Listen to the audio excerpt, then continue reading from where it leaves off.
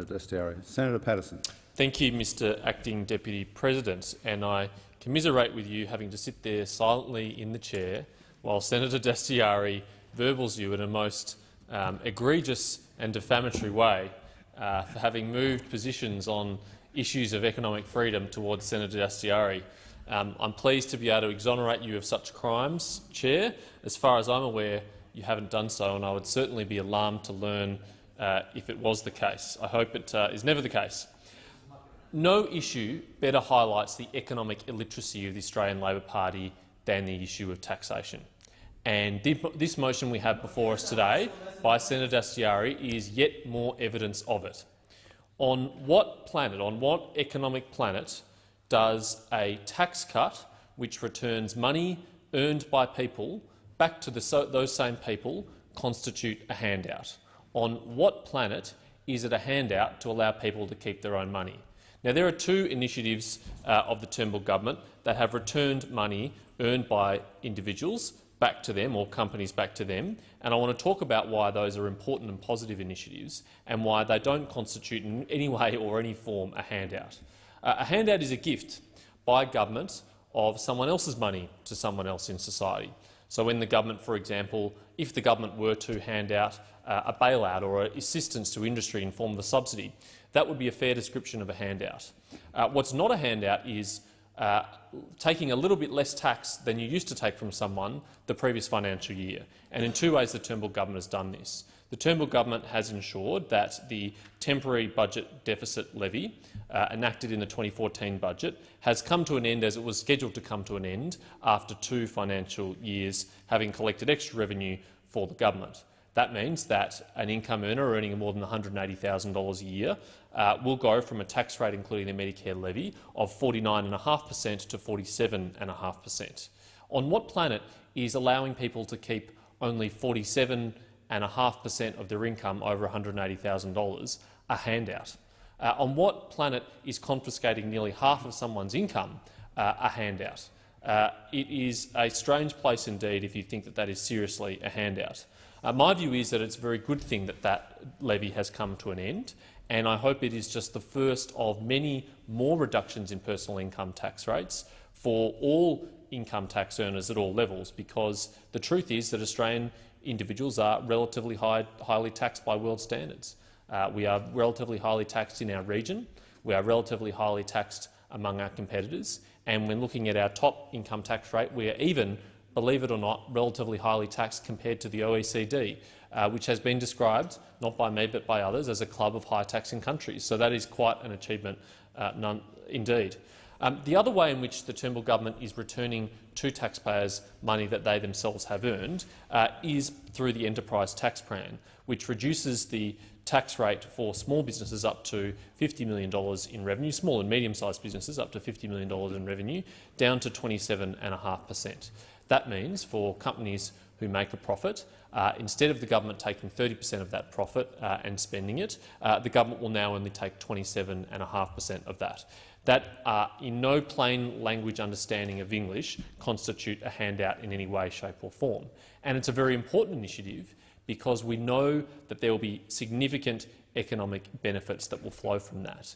Companies, knowing that they will receive a lower rate of tax on their profits in the future, can have confidence today that the investments they make will earn them a better return on their investment than it would have otherwise. They can have confidence today that they'll have the capacity to invest in their businesses by employing more people today, and we know the economic benefits that will flow from that.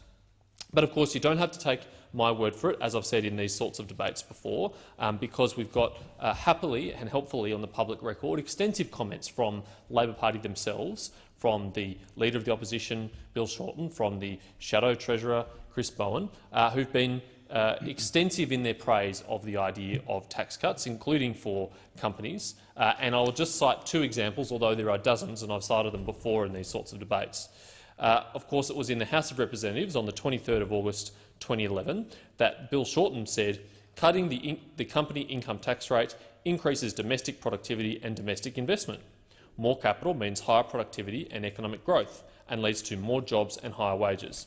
Amen, Mr Shorten. You're absolutely spot on then, and you would be spot on today if you'd upheld that position.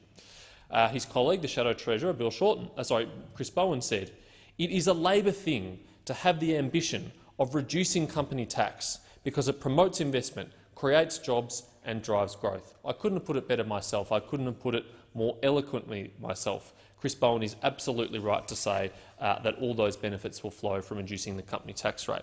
Unfortunately, it seems that the Australian Labor Party has been caught by the siren song of Corbynism, the economics of Bernie Sanders and perhaps the Australian Greens, and has gone to the far populist left on these issues and is now railing against the things they once believed in and advocated themselves in this very place. Most importantly, though, and I think that goes to the heart of Senator Dastyari's motion today, is the suggestion that tax cuts for businesses and individuals in some way does not benefit families. Nothing could be further from the truth. Families benefit more than anyone else from a competitive company tax rate that ensures that companies have the incentive and the certainty to invest to employ more people. No one benefits more than families from having a reduced income tax burden that will make it easier for them to balance the household budget. If we are really concerned about the cost of living pressures facing Australian families, if we are really concerned about their ability to make ends meet, then the best thing we can do is give back to them their money which they worked for and earned through their own hard work. That would be the best thing we could do to help them afford all the many pressures they have in their family household budgets. Finally, I want to turn to the issue of so-called multinational tax avoidance that Senator Dastyari and others have talked about in this debate. Firstly, let's start with some economic theory and talk about why it would be that a company would choose, if they were able to try and avoid paying tax in Australia. Of course, the government's got a number of tough measures to ensure that there are no legal means of doing so, but what's the economic reason why a company would seek to place its profits elsewhere in the world? Well, they would do so if they were able to get a better return on their investment elsewhere in the world.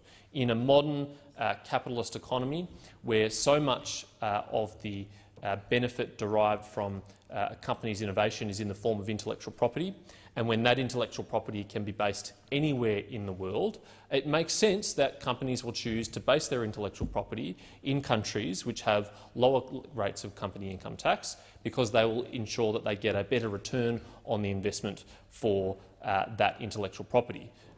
They are acting in the interest of their shareholders when they do so, because it's their obligation to return the best investment to their shareholders. So if we really want to ensure that companies are booking more of their profits within Australia, that taxes are being paid in Australia, the best thing we can do is make sure that our company tax rate is internationally competitive. While ever it is the case that there are like jurisdictions that offer secure property rights and competitive tax rates, like Ireland as one such example, that have company tax rates that are far lower than Australia, then there will be an economic incentive for companies to try and move their profits elsewhere.